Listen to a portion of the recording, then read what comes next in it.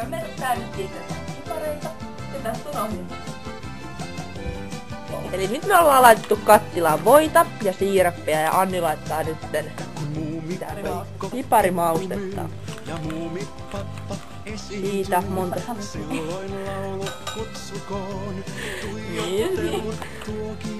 Herra on siis neilikkaa ja kardemummaa ja aivan.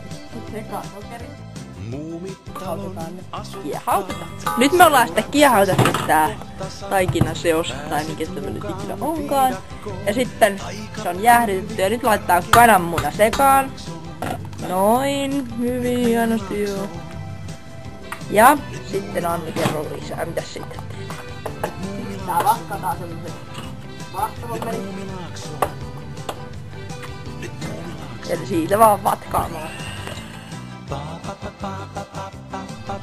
Noin, ja sitten sekoitetaan jauhot.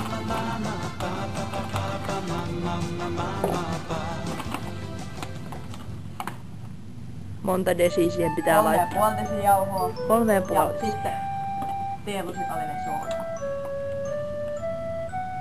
Ja sitten sekoitetaan ne.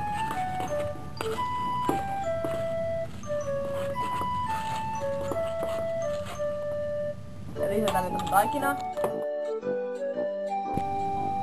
Eli eka laitetaan tähän pöydälle jauhoja.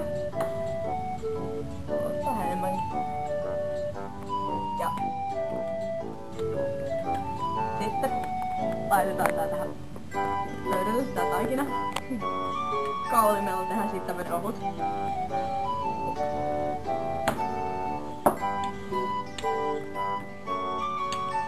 Ja nyt Anni laittelee noita piparmuotteja noita. Tosi hienoja tulee. Eli nyt on piparit valmiita. Siinä on. Ja miltä Sanni maistuu? Hyvältä.